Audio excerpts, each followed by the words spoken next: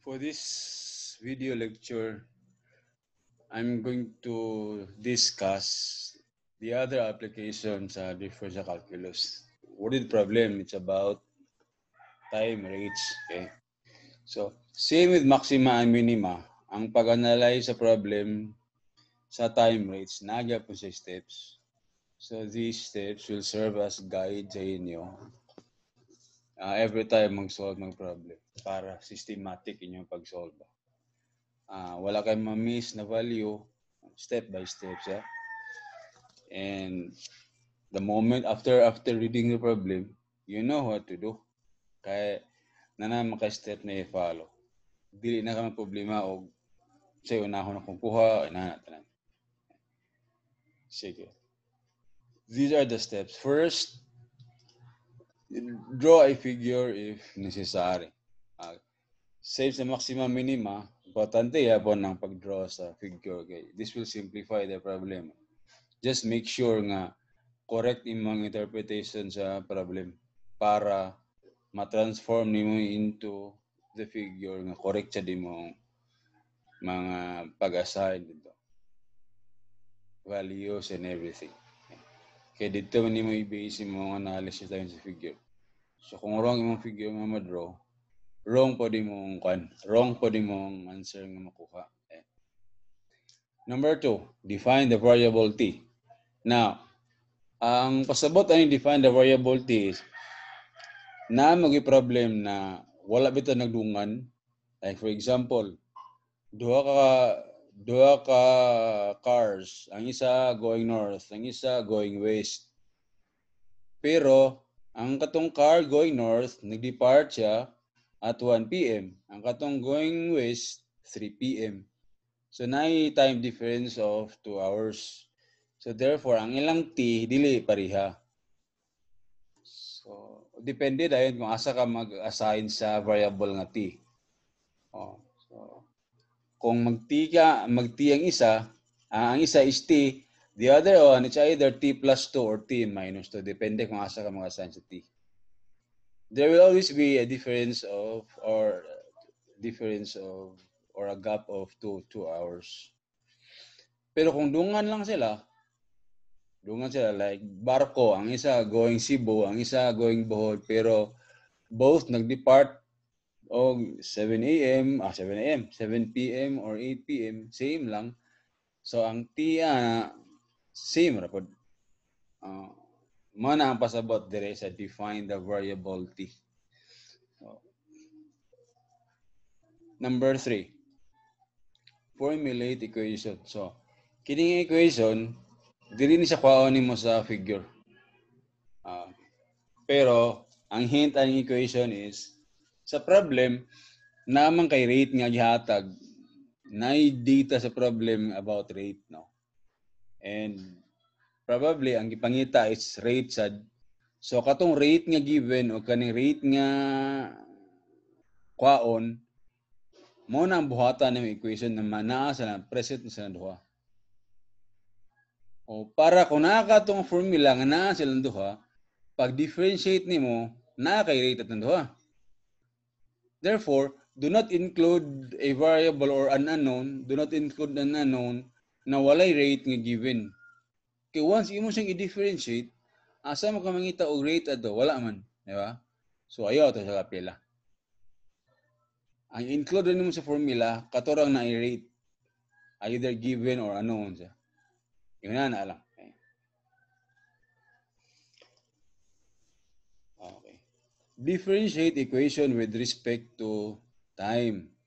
Okay. Now, crucial na siya. Okay. Sa equation, naman tayo mga kuhaan dito, naman tayo mga parameters dito nga dili pwede i-differentiate.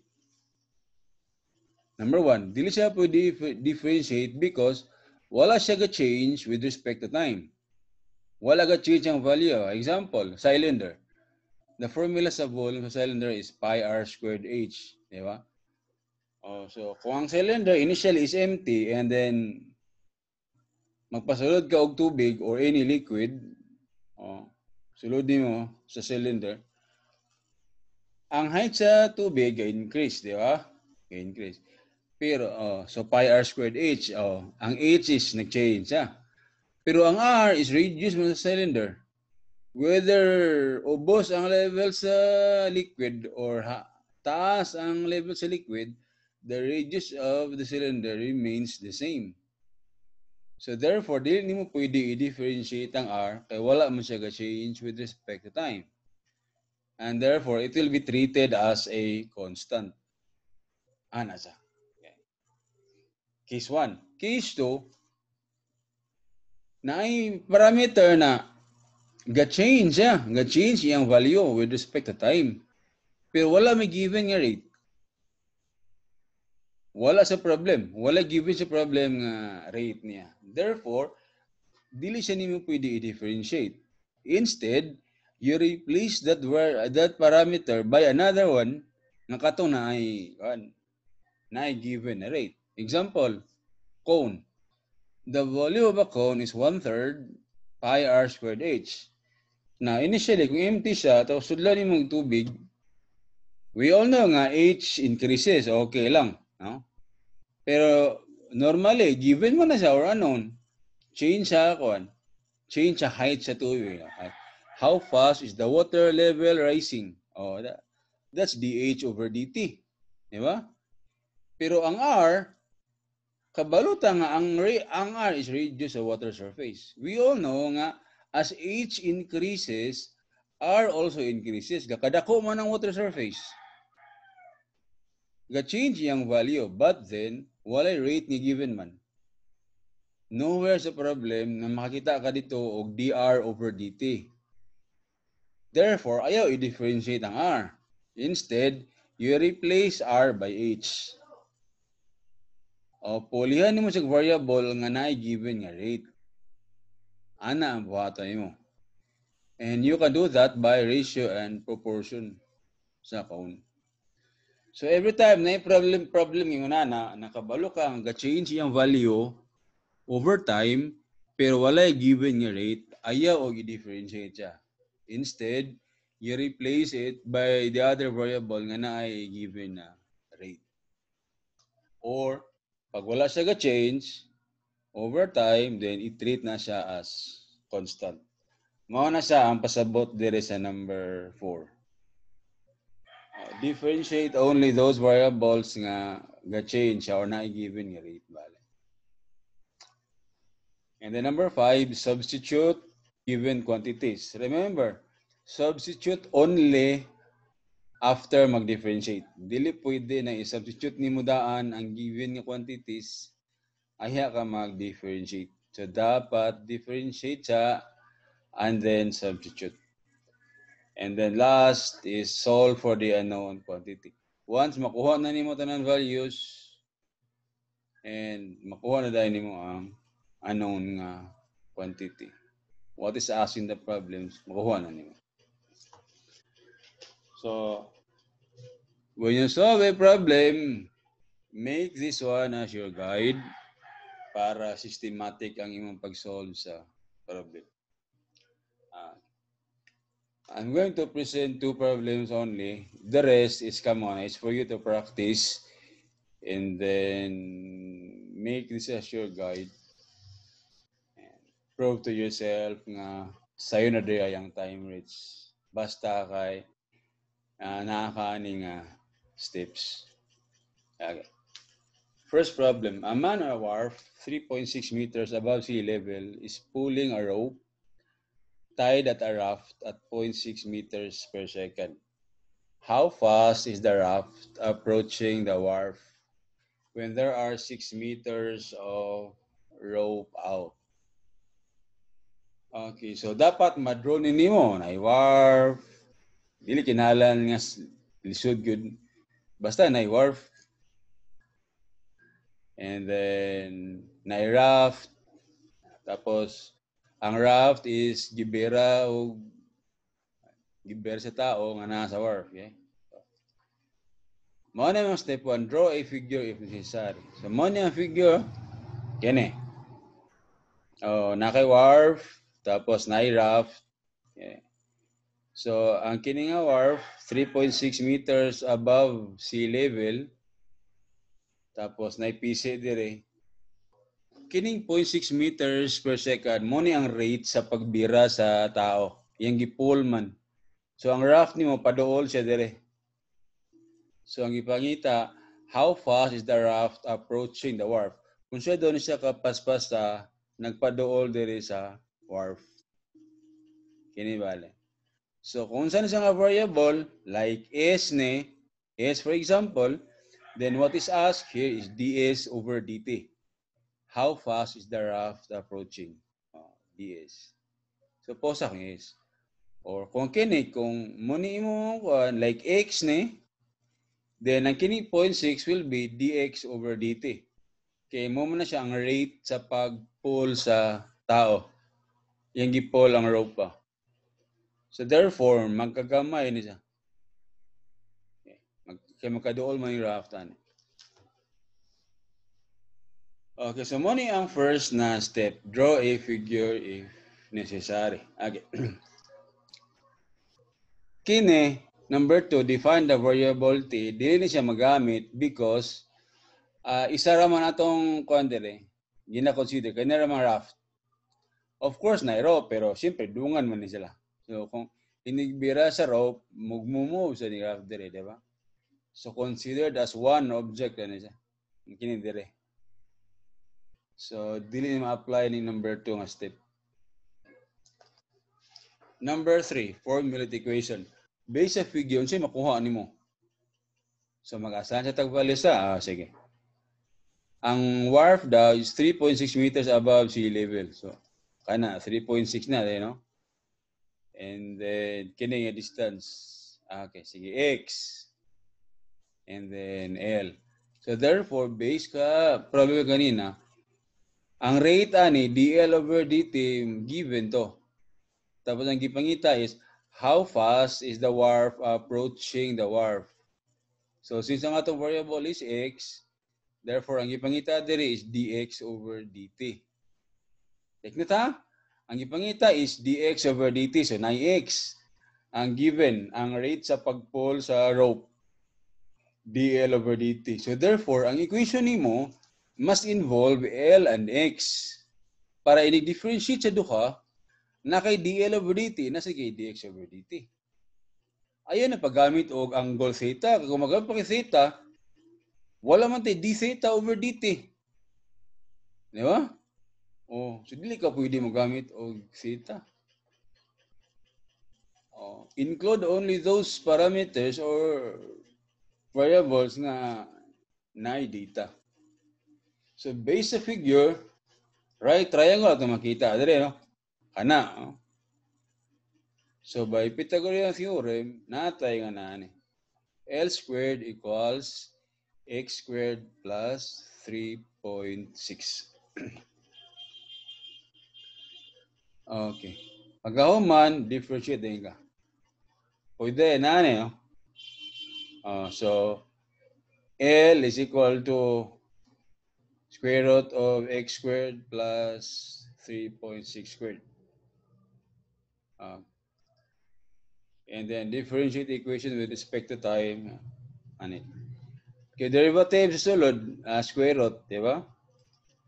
Naman. Derivative sa sulod is derivative sa x squared 2x times dx over dt. Ayun. Inya over to square root of u, di ba? Ang derivative sa square root of u is du over dx over to square root of u. 3.6 squared is 12.96. So, makancel 2 dire. So, mo niya ang bilin, x dx over dt over square root of x squared plus 12.96. And then substitute given quantities. Nara. Pulling a rope tied to a raft at 0.6. L man, so it's dl over dt ning 0.6. Tapos, when there are 6 meters of rope out, when L is equal to 6, kini ba? L equal to 6.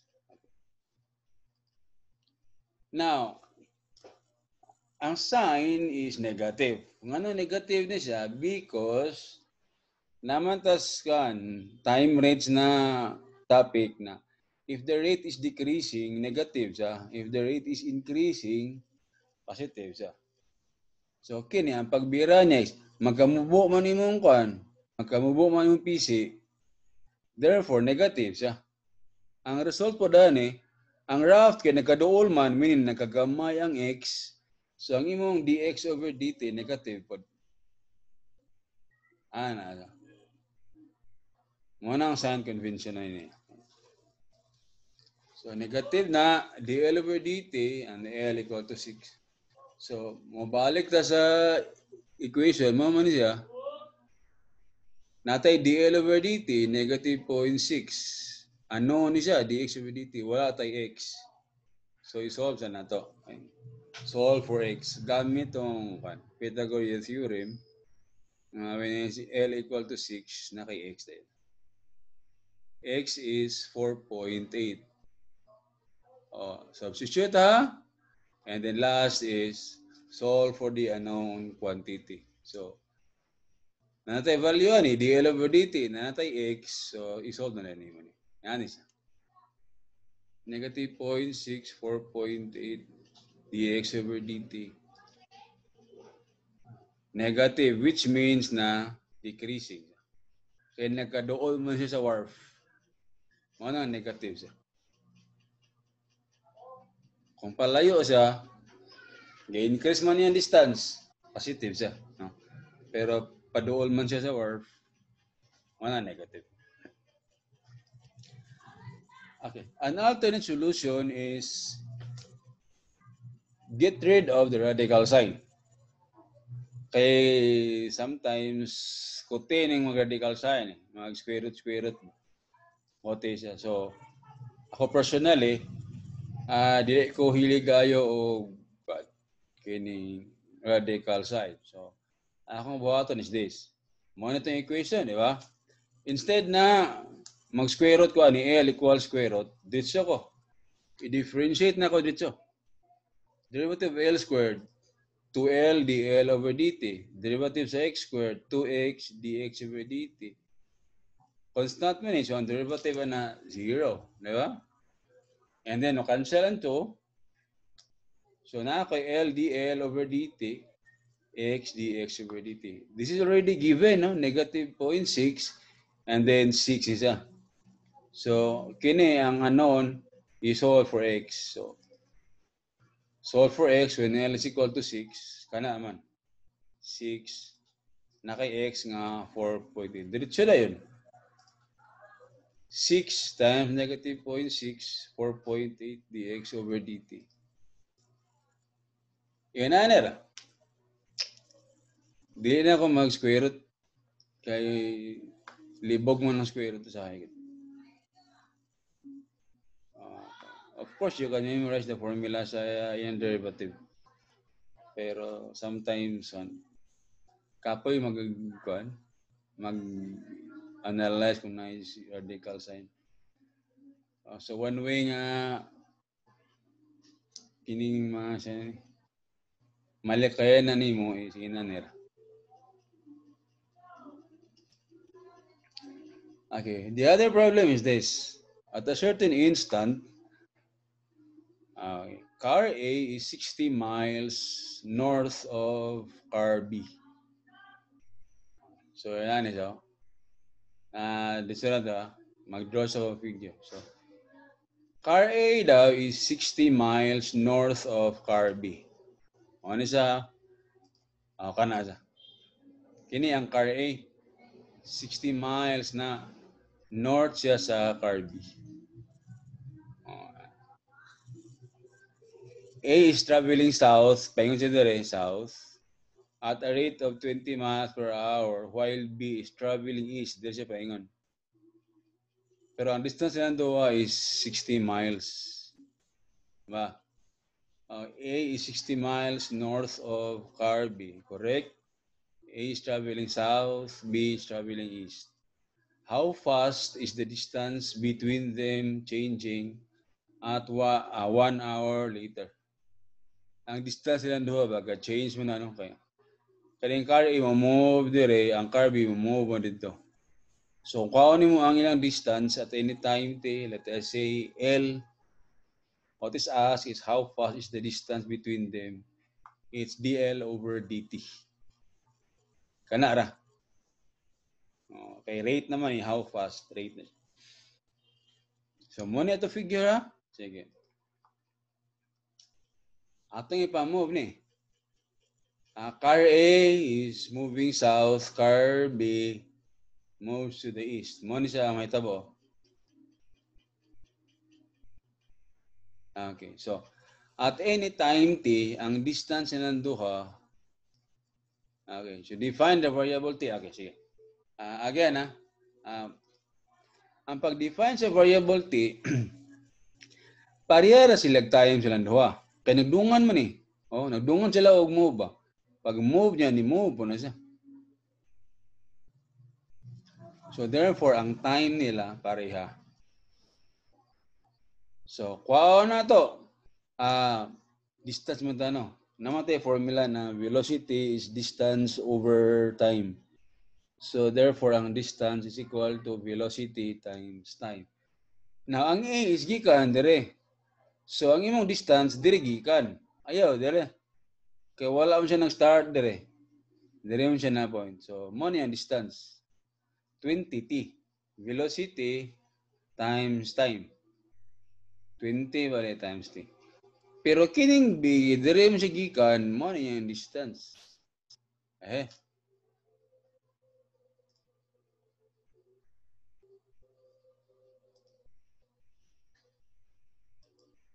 Mo na yung distance, 30t. Okay? And then, kaya na yun. Distance sa duha ka cars at any time t. So what is asked here is ds over dt. How fast is the distance between them changing? ds over dt. So, sa next mag-formulate yung equation. Diri ka. Right triangle. And this is 60 minus 20t. Okay, 60 plus 20t. So 60 minus 20t, 30t, and then s. Muna mo i-formulate nga equation. Pythagorean theorem ka, and you have this.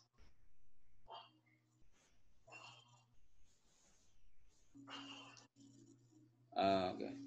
After this, pag magkuha kag ds over dt, ang uban, mag-square root na pod. Pero kapoy man, labi na taas kayo, libog man. So, ayo pag square root, as is ra, a squared. Kumao ni siya. 4, okay, differentiate equation with respect to time. Dito lang. What's the derivative of a squared? 2s ds over dt, di ba? Okay. Kana lang, derivative sa a squared, 2s ds over dt.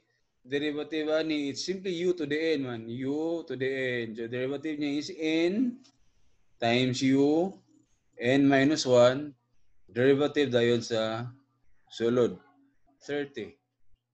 And then this one, derivative ni 2, 60 minus 20t raised to 1, derivative sa sulod, it's negative 20.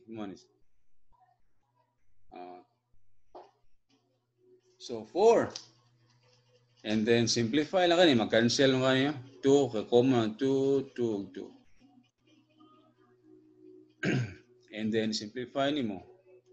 30t times 30, 900t, negative 20 niya times ka na. So, next is substitute given quantities. Kung saan mo itong given niya quantities? T. 1 hour man to. 1 hour later. Natay T equal to 1. Diba? Wala tayo S. Muna itong given. How fast is the distance between them changing 1 hour later? So, muna itong given. T. Substitute ito diyo, 1. Ang problema, wala pa tayo S man. So, mag-solve siya ta. Solve for S when T is equal to 1. Saon? Darita. When T equals 1, makuha na itong S yan. So A is square root of 30 times 130. 20 times 1, 20. So 60 minus 20, 40. And S is equal to 50. Substitute na yun. Solve mo na 50 niya 1 hour ni kana no? And ds over dt equals 2 miles per hour. Okay. Kana lang. So makita ninyo na kung nakakani nga guide, nakakani nga steps as your guide, wala kayo ma-miss na value. Step by step man, no? Until na makuha nimo ang anong na quantity. So when you solve problems, kung practice mo, money mo ano yung guide para kuhan ka. Dili ka mag-listen. Okay. So thank you for watching. I hope that you have learned something. And don't forget to subscribe to my YouTube channel. God bless.